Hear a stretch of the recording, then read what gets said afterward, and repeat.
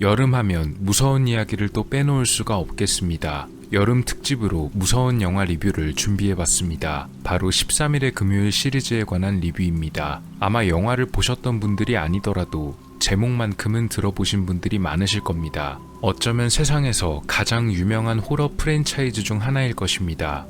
그러다 보니 시리즈가 참 여러 가지가 나왔는데 거의 10편이 넘어가는 작품이 됐습니다. 그래서 제가 모든 작품을 다 리뷰할 수는 없고 오늘은 다만 제가 한번 짚어볼 만한 시리즈인 1편, 4편, 5편, 그리고 제이슨 X를 중심으로 소개해보겠습니다. 영상이 조금 길어질 것 같다는 말씀을 미리 드립니다. 오늘 영화는 소개할 영화의 장르가 장르다 보니 그렇고 그런 묘사들이 많이 등장하는 편입니다. 그래도 최대한 순화해서 말씀을 드려보도록 하겠습니다. 또한 오늘 영상은 영화 리뷰의 특성상 결말에 대한 스포일러가 꽤 많이 들어가 있습니다. 이 점에 관해선 시청 시 많은 양해를 부탁드립니다. 오늘 영상도 끝까지 흥미롭게 봐주시면 감사하겠습니다. 기념비적인 시리즈의 첫 작품인 1편은 1980년에 개봉합니다. 보통 13일의 금요일 하면 제이슨이 먼저 떠오르고 제이슨 하면 마스크를 쓰고 있는 모습이 생각나지만 1편에서는 아쉽게도 제이슨의 모습을 볼 수가 없습니다. 1편의 스토리는 사실 매우 단순합니다. 영화의 무대는 크리스탈 호수라는 곳의 캠프장입니다. 꽤 넓은 야외로 되어 있는 곳인데 원래 오랫동안 쓰지 않은 채로 방치되어 있다가 다시 한번 캠프장을 열면서 사건이 벌어집니다. 이 캠프장이 폐쇄된 배경은 한 사고 때문입니다. 1957년 이 캠프장에서 한 아이가 호수에 빠졌는데 캠프장 직원들의 부주의로 그만 목숨을 잃었던 것입니다. 이듬해인 1958년에 이 캠프장 직원 두 사람도 의문의 인물에게 목숨을 잃게 되는 사건이 벌어지며 결국 캠프장 자체가 문을 닫아버리게 된 것이죠. 어쨌든 주인공들은 캠프장을 다시 열려고 하는데 근처 마을 사람들이 이 얘기를 듣자마자 뜯어 말립니다. 그 캠프장이 저주받은 곳이니까 가지도 말란 것이죠. 이유는 아마 앞선 사건들 때문일 것입니다. 물론 이런 공포영화의 특성답게 이 경고는 가볍게 무시당하고 주인공들은 남들이 하지 말란 건 무조건 합니다.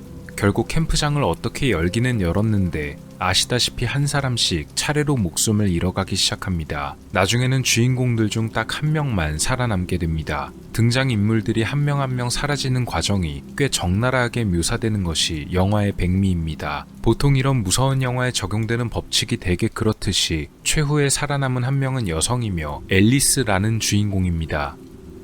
그렇게 혼자 남은 앨리스가 혼자서 공포에 질려 있는데 캠프장에 뜻하지 않게 누군가 갑자기 나타납니다. 기다리고 있던 경찰이 아닌 처음 보는 중년의 여성이었습니다. 여성은 자신을 파멜라 부히스라고 소개하는데요. 캠프장 소유주 가족의 지인이라고 말합니다.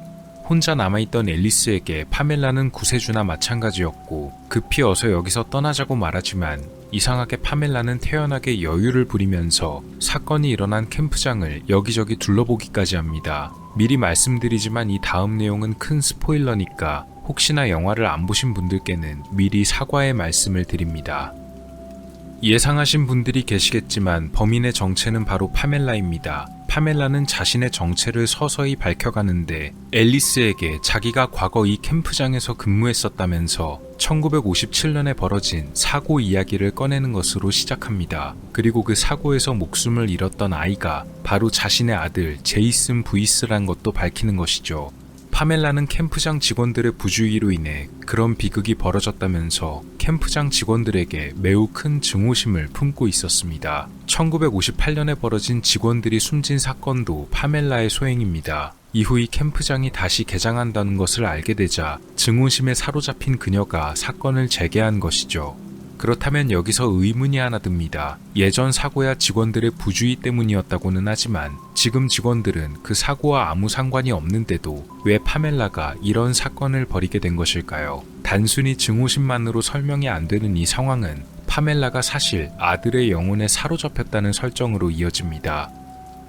영화 내에서 파멜라는 어린아이의 목소리를 내기도 합니다. 특히 파멜라가 어린아이의 목소리를 내면서 모두 없애버려야 된다는 장면이 나오기도 합니다. 아마도 이 어린아이는 제이슨의 목소리일 것입니다. 마치 아들이 엄마의 입을 통해서 명령을 내리는 것처럼 보입니다. 실제로 빙의돼서 그런 것일 수도 있고, 아니면 파멜라가 제이슨을 잃어버린 충격으로 미친 것일 수도 있고, 혹은 그 둘 전부라고 볼 수도 있겠습니다. 그렇게 앨리스는 파멜라의 정체를 알고선 도망치고, 파멜라와 앨리스는 추격전을 벌입니다. 결국 나중에 파멜라는 앨리스에 의해 최후를 맞이합니다. 지칠 대로 지친 앨리스는 공포에 질려서 호숫가에 떠있는 배를 타고 호수 가운데로 도망칩니다. 그리고 배 위에서 정신을 잃은 채로 쓰러지고 말아버립니다.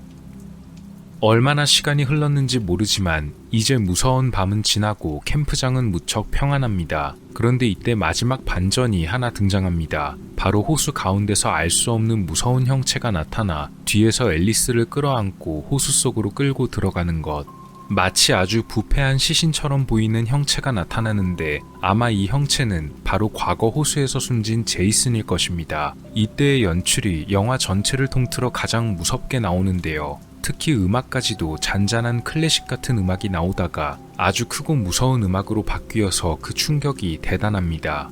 알고 보니 제이슨이 나타난 이 장면은 사실은 앨리스의 꿈이었습니다. 정신을 차린 앨리스는 병원 침대 위에서 일어나고 옆에는 사건 조사를 위해 온 경찰이 대기 중입니다. 앨리스는 제이슨은 어떻게 됐냐고 물어보는데 경찰은 오히려 제이슨이 도대체 누구냐고 되물어봅니다. 앨리스는 그제서야 모든 것이 해결되었다고 안심하고 그렇게 1편은 막을 내립니다.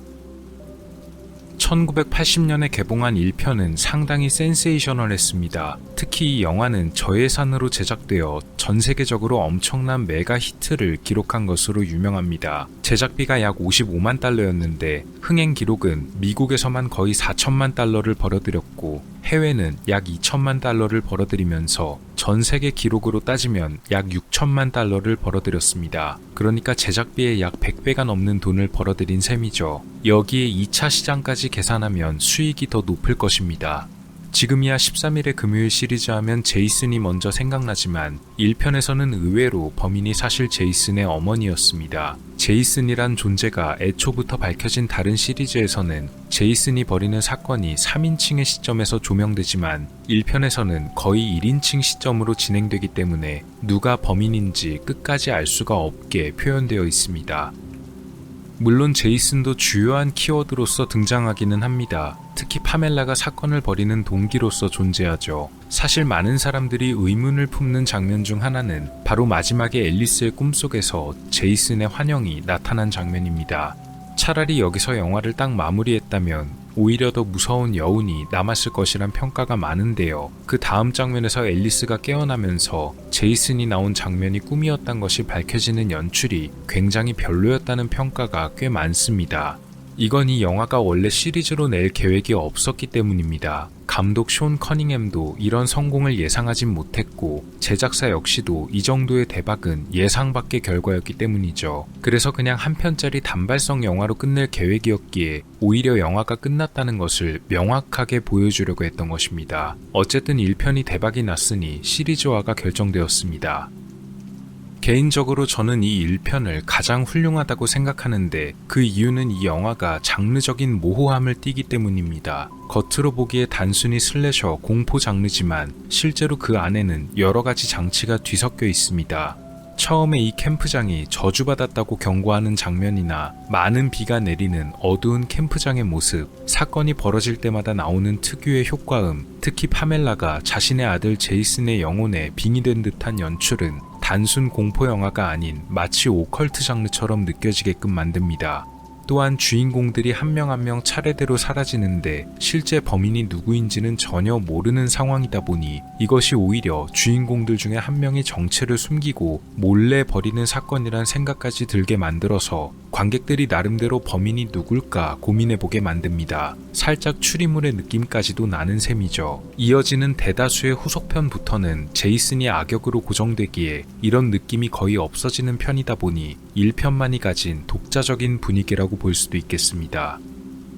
그러니까 영화 한 편 안에 공포 장르와 더불어서 오컬트 장르, 추리 장르까지도 섞여 있는 것과 마찬가지입니다. 분위기도 그렇고 스토리 라인도 아주 간단 명료하고 마지막에 반전 연출과 흥행까지도 다 잡은 이른바 80년대 호러물의 정석적인 작품이라고 생각합니다. 하지만 당시에는 평가가 꽤 박한 편이었습니다.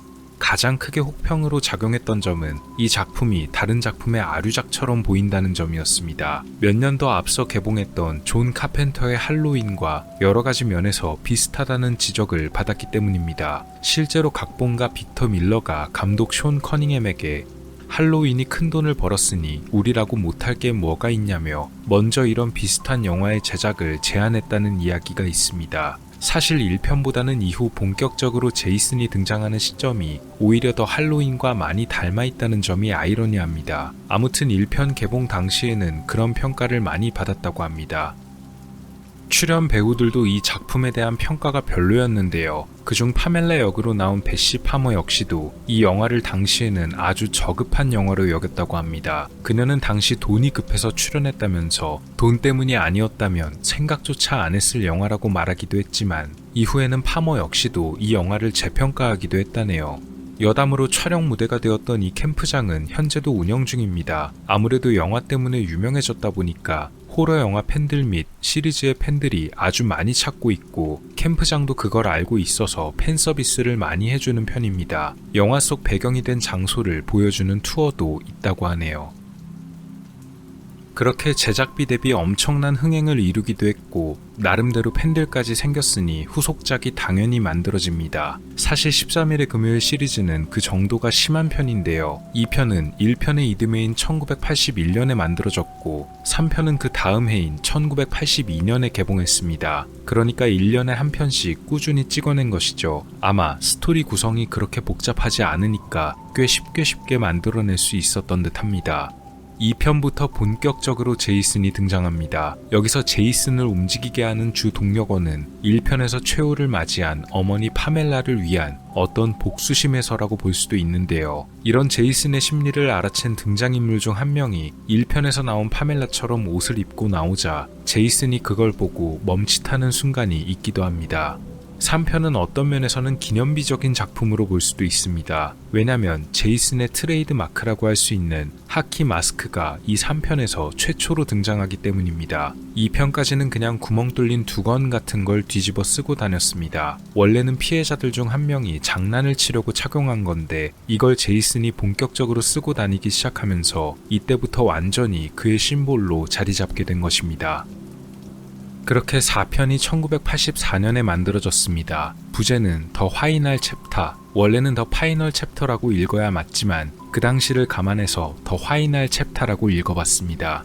어쨌든 이걸 진짜 마지막이란 심정으로 만들었다고 하는데요. 원래는 3편에서 3부작으로 끝내려고 하다가 워낙 시리즈가 흥행을 잘하니까 그러면 찐 마지막으로 한 편만 가자라고 해서 이 4편을 당시엔 마지막 작품으로 결정하게 됐습니다.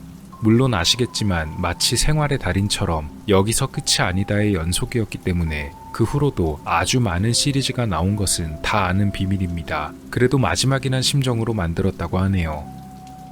아무튼 4편은 3편 이후의 시점부터 이어집니다. 3편의 제이슨이 최후를 맞이해 쓰러진 것으로 나오는데 병원에 옮겨진 제이슨이 사실은 숨을 거둔 것이 아니었고 그가 다시 깨어나 병원 직원 몇 명을 희생시킨 뒤에 다시 크리스탈 호수로 돌아가며 시작됩니다. 그리고 크리스탈 호수의 마을 근처에서 사건이 벌어집니다. 4편의 주인공은 이 마을에 사는 어느 가족입니다. 이혼하고 혼자 아이들을 키우는 어머니, 그녀의 자녀들인 트리시 자비스와 그녀의 동생 토미 자비스. 여담으로 이 4편에 나온 토미 자비스는 이후 시리즈들에서 제이슨의 숙적으로서 또 등장합니다. 그러니까 토미란 캐릭터의 데뷔작으로 보면 되겠습니다. 토미의 옆집에 주말을 보내기 위해 청춘 남녀 여러 명이 놀러 옵니다. 그리고 나중에 이들과 토미 가족이 제이슨의 타깃이 됩니다. 토미의 누나와 토미가 차를 타고 가다가 고장이 나게 되는데 이때 우연히 나타난 한 남성을 만나 도움을 받게 됩니다. 이 남자는 자신의 이름을 롭 다이어라고 소개합니다. 사실 롭은 이전 작품의 세계관과 이어지는 등장인물입니다. 2편에 산드라 다이어란 피해자가 나오는데 롭이 바로 산드라의 오빠였던 것이죠. 롭은 여동생의 복수를 위해 제이슨을 추적하고 있었고 신문 자료 등을 수집해 제이슨이 실제로 죽지 않았으며 어떤 사람들은 제이슨이 그저 괴담일 뿐이라고 말하지만 분명히 호수 근처로 돌아올 것이라고 예상하고 있었습니다. 어느 날 저녁 토미 가족의 어머니가 사라집니다. 정전이 되어 집 밖으로 나갔다가 그대로 사라진 것인데 직접적으로 어떻게 되었는지 표현되지 않지만 아마도 정황상 제이슨에 의해 목숨을 잃었을 것입니다. 나중에 어머니를 찾다가 롭의 야영지까지 가게 되는데 사정을 전해들은 롭은 자신의 진짜 목적을 밝히면서 트리쉬와 토미의 집으로 함께 향합니다. 롭과 트리쉬는 옆집에서 무슨 일이 생긴 것을 파악하고 옆집에 방문하지만 이미 사건이 벌어진 후였습니다. 옆집에 놀러왔던 사람들이 전부 목숨을 잃은 상태였던 것이죠. 여기에 롭까지 지하실에 내려가 수색을 하다가 제이슨에게 당하면서 트리쉬는 다시 집으로 도망칩니다. 토미와 트리쉬는 집의 문과 창문을 비롯한 여기저기를 어떻게든 막으면서 도망을 치지만 제이슨의 침입을 막을 수는 없었습니다. 결국 누나 트리쉬가 토미라도 살리기 위해서 제이슨을 유인하고 옆집으로 도망치지만 그녀 역시 나중에는 제이슨에게 붙잡힐 위기에 놓입니다. 여기서 토미가 자신의 기지를 발휘하는데 토미는 롭이 모아놨던 신문 자료 등을 통해서 제이슨의 어린 시절 사진을 발견하고 한 가지 꾀를 냈습니다. 바로 제이슨의 과거 모습을 그대로 흉내내기로 한 것이죠. 사실 토미는 괴물 마스크 등을 만들거나 하는 취미가 있었는데 토미의 이런 취미가 자연스럽게 설정으로 이어진 것입니다. 막 제이슨이 트리쉬를 공격하려고 하던 순간 토미가 계단에 나타나 제이슨에게 말을 겁니다. 제이슨의 옛 모습을 따라하려고 삭발까지 해버렸습니다. 실제 예상대로 제이슨이 토미에게 흥미를 보이면서 자신의 어린 시절 모습과 닮아서 그런지는 몰라도 약간 호기심을 느끼는 것처럼 움직임을 멈춰버립니다.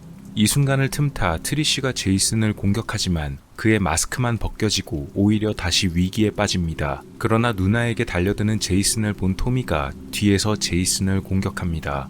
아주 무자비하게 공격하는데 이 공격으로 제이슨이 쓰러집니다. 나중에 쓰러진 제이슨의 손가락이 꿈틀대는데 이걸 본 토미가 달려들어 다시 여러 번 제이슨을 공격합니다. 어떤 면에선 이 장면이 영화 내에서 가장 무섭게 연출됩니다. 악몽 같은 밤이 지나고 두 사람은 무사히 구조됩니다. 병원에서 몇 가지 치료를 받은 이후 두 사람은 안도의 순간을 가지며 포옹을 하는데요. 누나의 품에 안긴 토미가 화면을 정면으로 아주 무섭게 노려보는 연출이 나오면서 그렇게 시리즈 4편이 막을 내립니다.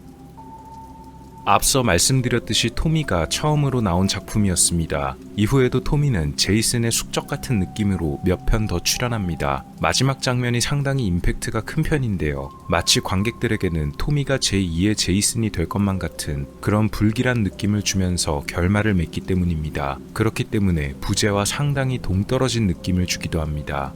분명 4편의 부제가 마지막 챕터란 뜻이었는데 오히려 마지막 장면은 후속작을 예견하는 것처럼 보이면서 관객들에게 이게 끝이 아니다란 메시지를 넌지시 넘겨주는 것 같은 느낌이 들기 때문이죠. 그리고 실제로도 이 4편까지 아주 성공하면서 이후에도 시리즈가 계속해서 이어지게 됩니다.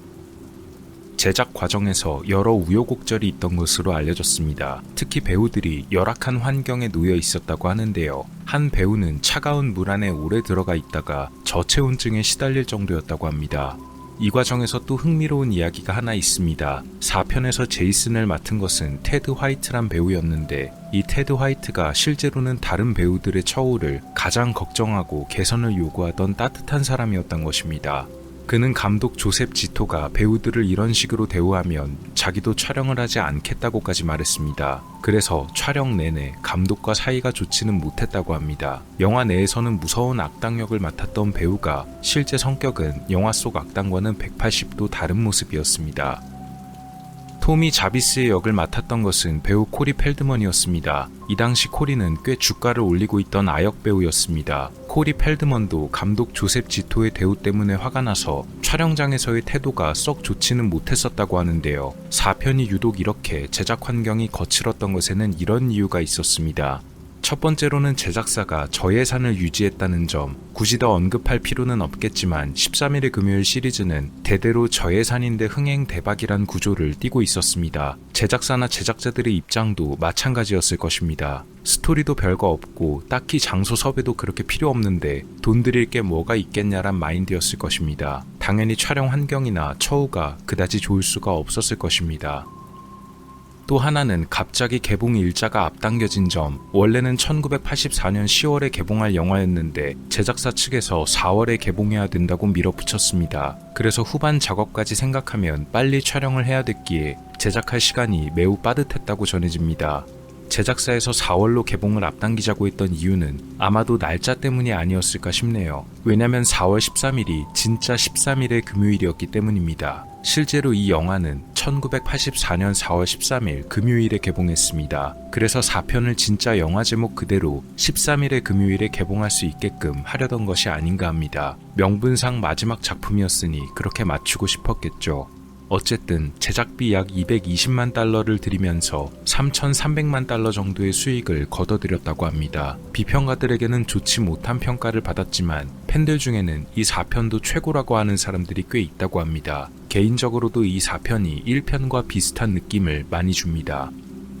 왜냐면 이 4편이 1편의 분위기와 흡사하게 장르적으로 혼합된 느낌을 줘서가 아닐까 합니다. 특히 토미가 어린 시절의 제이슨을 따라하기 위해 머리까지 전부 삭발하고 그를 유인하는 장면과 마지막에 카메라를 정면으로 응시하는 장면에서는 마치 1편의 파멜라가 아들에게 빙의한 듯한 모습을 떠올리게 하면서 적절하게 오컬트적인 분위기가 섞인 듯한 느낌을 줍니다. 그렇게 4편은 팬들에게서도 꽤 좋은 호응을 받고 흥행 수익도 아주 낭낭하게 챙겨가면서 시리즈의 마지막을 멋지게 장식하게 되는가 싶었지만 결국 다음 편이 또 한 번 제작되면서 영화의 부제인 마지막 챕터는 어쨌든 상징적으로 남게 되었습니다. 13일의 금요일 5편은 1985년에 개봉했습니다. 부제는 A New Beginning, 뜻은 새로운 시작입니다. 분명 1년 전에 더 화이날 챕터라고 말했던 것이 무색하게 1년 만에 새 작품이 개봉하면서 좀 우스운 상황이 됐습니다. 거두절미하고 5편의 주인공은 4편에 이어 토미 자비스입니다. 그런데 시간이 좀 지난 설정으로 이어지는데요. 사건이 벌어진 지 5년 후로 설정되어 있어서 어린이였던 토미가 꽤 건실한 10대 청춘이 되어 등장합니다. 토미는 그 사건 이후 정신적으로 많이 무너져 있습니다. 툭하면 제이슨이 나오는 악몽을 꾸는데요. 영화 초반에도 토미의 어린 시절이 나오면서 그가 제이슨을 마주치는 악몽으로 시작합니다. 악몽에서 깨어난 토미는 실제로는 웬 차 안에 타고 있는데 이 차는 어느 시설로 향하는 중이었습니다. 토미가 도착한 곳은 일종의 요양시설입니다. 토미와 비슷한 나이대의 사람들이 모인 곳이죠. 말은 요양시설이지만 실제로는 정신병원에 가까운 곳으로 진짜 병원보다는 좀 자유로운 분위기의 시설입니다. 여기서 시설 내 환자들끼리 서로 도우며 생활하는 곳입니다. 공교롭게도 하필이면 이 시설이 위치한 곳이 크리스탈 호수 근처라는 점이 어떤 면에선 좀 코믹합니다. 아무튼 토미는 이 시설에서 머물게 되는데 역시 시리즈답게 이때도 여러 가지 사건이 벌어집니다. 그 중에는 작중 초반 토미가 시설에 온 지 얼마 안 되어 불의의 사고가 벌어지는 장면도 나옵니다. 사실 이 사건은 제이슨 때문에 벌어진 것은 아닙니다. 시설에 입원하고 있던 환자들 중 한 명인 조이가 다른 환자인 빅에 의해서 숨지는 사건이 벌어집니다. 작중에서 조이는 먹는 것을 대단히 좋아하고 남들에게 초콜릿바를 계속해서 권하는데 착하긴 하지만 주변 사람에게 짜증을 유발하는 캐릭터로 나옵니다. 반면 빅은 아주 다혈질의 극단적인 성격인데요. 이런 빅이 도끼를 들고 나무 장작을 준비하는 동안 조이가 그에게 다가가 늘 그렇듯이 초콜릿을 권하다가 급발진해버린 빅에 의해서 그만 사건이 벌어지고 만 것이죠. 결국 구급대원들이 와서 숨진 조이를 데려가고 이 근처에서도 좋지 못한 사건이 벌어질 거란 복선이 됩니다. 어떻게 보면 시리즈 전체를 통틀어서 범인이 아닌 캐릭터들끼리의 충돌로 인해 최후를 맞이한 몇 안 되는 사건으로 볼 수 있겠습니다. 사실 이 사건은 후반에 한 번 더 중요하게 언급됩니다. 그렇게 이후 시설 근처에서 사건이 벌어지기 시작하고 등장인물들이 한 명씩 최후를 맞이하게 됩니다. 토미는 과거의 악몽을 떠올리면서 작중 곳곳에서 제이슨의 환영을 보기도 합니다. 실제로 나중에 제이슨이 진짜로 나타나면서 이것이 다시 한번 부활한 제이슨의 소행으로 비춰집니다. 최후반부에 살아남은 토미와 다른 주인공들은 근처의 헛간으로 도망치고 제이슨도 이들을 따라갑니다. 그렇게 생존자들과 제이슨의 몸싸움이 벌어지는데 헛간 위층에서 제이슨이 아래로 떨어지면서 최후를 맞이합니다. 여기서 제이슨의 마스크가 벗겨지면서 한 가지 큰 반전이 밝혀집니다. 이 부분도 작품 내의 큰 스포일러 중 하나이기 때문에 이 점에 관해서는 양해를 부탁드립니다.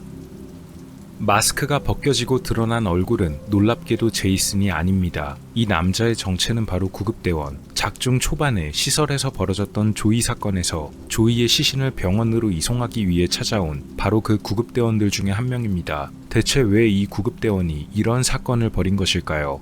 그 이유는 나중에 경찰의 언급으로 인해 밝혀집니다. 알고 보니 빅에 의해서 목숨을 잃었던 조이가 사실은 이 구급대원의 아들이었다는 설정입니다. 이유는 알 수 없지만 그가 이 사실에 대해 오랫동안 숨겨왔다는 언급이 나옵니다. 경찰은 구급대원의 또 다른 소지품 중 하나를 보여주는데 그 안에는 제이슨 사건을 다룬 신문 기사들이 몇 장 들어있습니다. 아들 조이가 목숨을 잃게 된 충격 때문에 정신이 나가서 제이슨 사건을 모방해 이런 일을 벌였다는 설명입니다. 결국 그렇게 사건이 해결되지만 토미는 여전히 이와는 별개로 제이슨이 살아있다는 불안감에 계속해서 환상을 보기도 하고 악몽을 꾸기도 합니다. 마지막 장면에서는 결국 토미가 제이슨의 마스크를 쓰고 살아남은 다른 주인공을 습격하는 듯한 모습이 나오면서 영화는 막을 내립니다. 첫 작품이었던 1편과 더불어서 시리즈 두 번째로 진짜 제이슨이 아닌 다른 사람이 범인으로 나온 영화입니다. 부제목인 새로운 시작이란 제목답게 나름대로 반전을 꾀했던 작품이 아니었나 합니다. 다만 팬들에게는 호불호가 꽤 갈렸던 작품이었습니다. 왜냐면 전작이 마지막이었다고 홍보했다가 이번에는 새롭게 다시 시리즈를 선보인다고 하니까 작품의 팬들이 제이슨을 잔뜩 기대하고 왔는데 정작 밝혀진 범인이 제이슨이 아닌 생판 다른 사람이어서 상당히 실망했던 사람들이 많았다고 하네요. 나중에 제작사에서도 이런 점을 인지했는지 다음부터는 아주 확실하게 진짜 제이슨을 재등장시킵니다. 그러니까 사람들이 영화를 보러 오는 주 목적 중 하나가 단순히 영화 자체의 분위기만을 위해서가 아니고 제이슨이란 상징적인 악당을 보기 위해서도 있었던 것을 이들이 뒤늦게 깨달았던 것이 아닐까 합니다. 알고 보니 구급대원이 진짜 범인이었는데 그 이유는 숨진 환자가 아들이었기 때문이었다는 설정은 조금 뜬금없고 뭔가 지나치게 억지스럽게 느껴지기도 합니다. 왜냐면 사건의 배경이 되는 지역 자체가 사람이 그렇게 많지 않고 아주 좁은 동네인데도 숨진 조이가 그의 아들이라는 걸 누구도 몰랐기 때문입니다.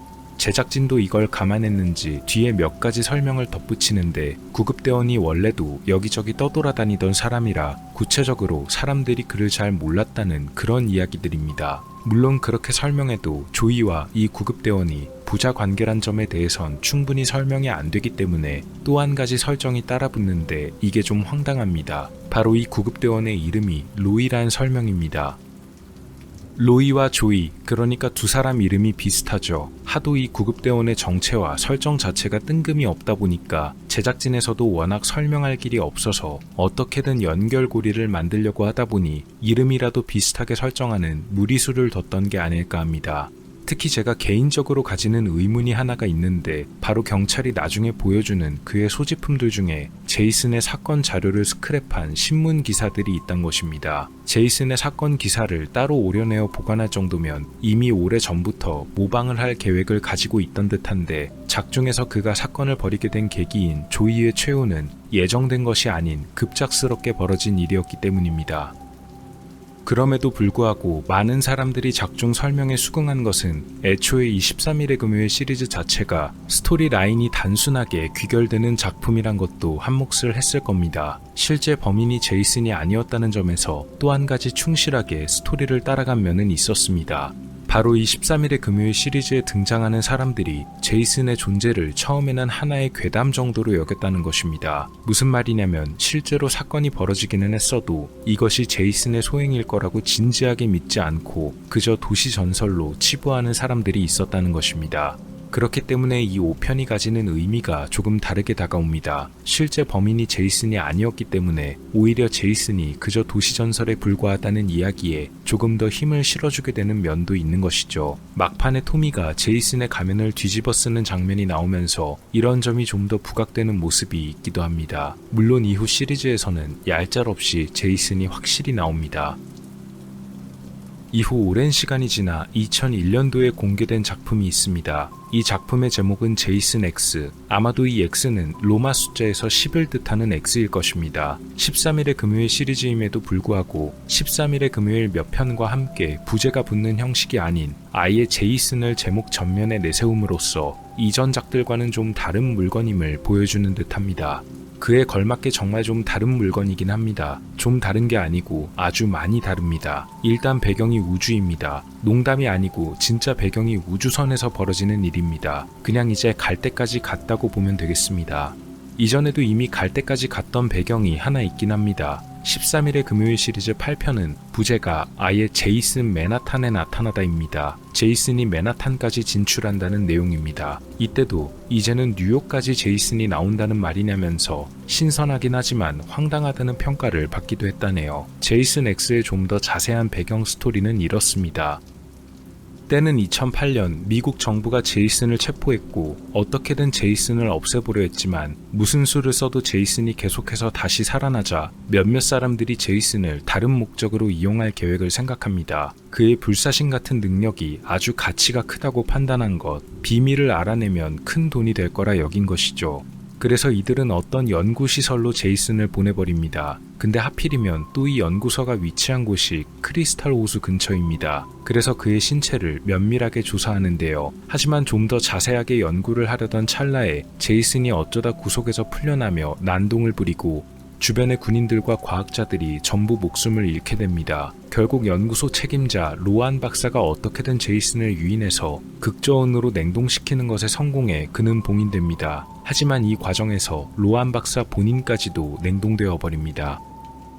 그렇게 시간이 아주 많이 흘러 서기 2455년이 됩니다. 지구는 오염이 심해져 인류는 다른 곳으로 이주한 상태. 그런데 이 새로운 행성에 붙인 이름이 좀 황당합니다. 그냥 지구2라고 이름을 붙여버렸기 때문입니다. 그리고 옛날 지구, 그러니까 원래 지구는 지구1이라고 붙였습니다. 각본가가 어지간히도 이름 붙이기가 귀찮았던 모양입니다. 아무튼 이름을 듣기만 해도 새로운 지구임을 누구나 알 수 있는 지구2에 살고 있던 어느 학생들과 교수진들, 이들은 옛 지구인 지구1의 현장 학습을 위해 방문합니다. 그러다가 어떤 연구시설을 발견하고 그 안을 탐험하는데 예상하시다시피 여기가 크리스탈 레이크 연구소입니다. 이들은 연구소 안에서 발견한 얼어붙은 제이슨, 그리고 제이슨과 함께 얼어붙어버린 연구소의 책임자 로안 박사를 발견해서 우주선 안으로 데려옵니다. 제이슨의 정체를 전혀 모르는 이들은 얼어붙은 제이슨과 로안 박사를 해동시킨 다음 제이슨은 그냥 연구를 위해서 방치해두고 상처를 입은 로안 박사는 다시 살려내 치료해줍니다. 여기서 제이슨을 그냥 방치해둔 게 큰 실수였습니다. 제이슨의 기괴한 세포 재생 능력이 얼어붙은 채 몇백 년이 지나도 그대로였기 때문이죠. 해동되자마자 서서히 체력을 회복한 제이슨. 마찬가지로 다시 살아난 로안 박사는 제이슨이 우주선 안에 함께 있단 것을 알고 그가 보통 존재가 아니니까 위험하다고 경고하지만 누구도 그녀의 경고를 진지하게 듣지 않습니다. 그러는 동안 제이슨이 결국 다시 살아나서 움직입니다. 심지어 제이슨의 이 불가사의한 능력을 파악했던 우주선의 교수가 제이슨을 비싸게 팔아버릴 계획까지 세웁니다. 이때 로안 박사의 대사가 있는데 이런 내용입니다. 이미 몇백 년 전에도 이 괴물을 그냥 처분하기 아까워했던 높은 분들 때문에 비극이 벌어졌는데 그게 다 돈 때문에 그를 살려낸다고 그렇게 됐다는 이야기입니다. 교수도 같은 마음이었으니 들으면서 속으로 많이 찔렸을 것입니다. 그래서 다시 살아난 제이슨에게 우주선의 인물들이 차례차례 당하며 한 명씩 목숨을 잃어가게 되는데요. 참고로 오른쪽의 인물은 브로드스키란 인물입니다. 이 우주선의 보안과 경비를 책임지는 역할로 나옵니다. 후반부에 아주 중요한 역할로 등장하는 캐릭터인데 어디 마땅히 끼워 넣을 곳이 없어서 그냥 여기다가 소개를 드려봅니다. 중요한 역할이라면서 이렇게 소개하는 것이 미안하네요. 아무튼 중요한 역할입니다. 제 말을 믿어주세요.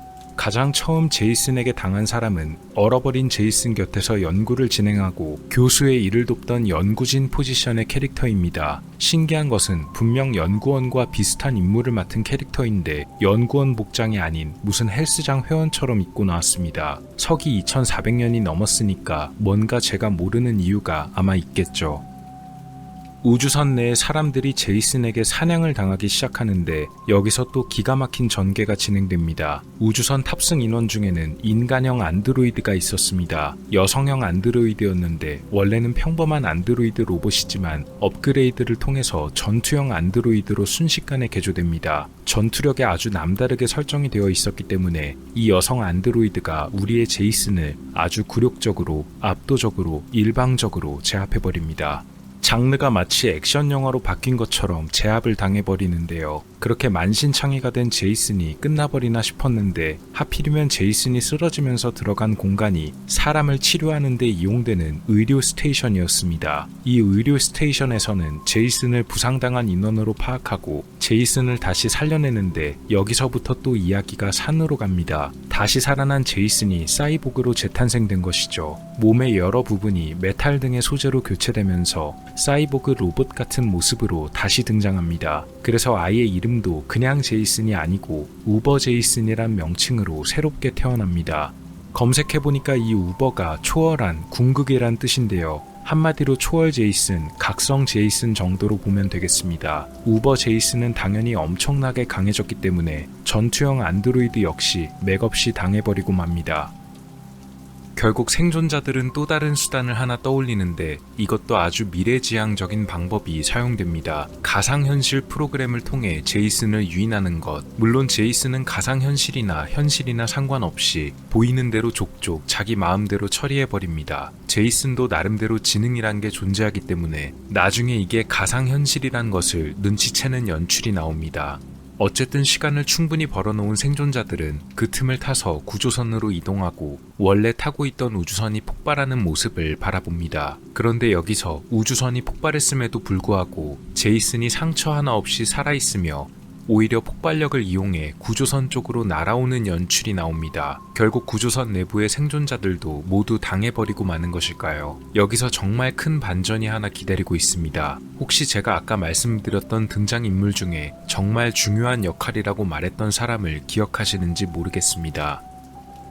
맞습니다. 바로 브로드스키입니다. 마침 구조선을 수리하기 위해 바깥에 나가 있던 브로드스키가 구조선을 향해 날아오는 제이슨을 붙잡아서 끌고 갑니다. 브로드스키는 이 순간만을 위해 존재한 캐릭터라고 봐도 됩니다. 원래 이런 장면이 좀 숭고하고 멋지게 표현되기 마련인데요. 이게 실제로 보시면 정말 뜬금없는 연출이어서 좀 코믹합니다. 특히 구조선 내부의 생존자들이 보통 감동을 받을 법도 한데 그다지 크게 고마워하는 표현이 없어서 더 웃깁니다. 마치 남의 일 보듯이 별로 관심 없이 바라보는 모습인데 물론 실제로 남의 일이 맞긴 맞기 때문에 할 말은 없습니다. 어쨌든 브로드스키가 제이슨을 붙잡아 지구2의 대기권으로 끌고 가고 대기권에 진입한 두 사람은 장렬하게 최후를 맞이합니다.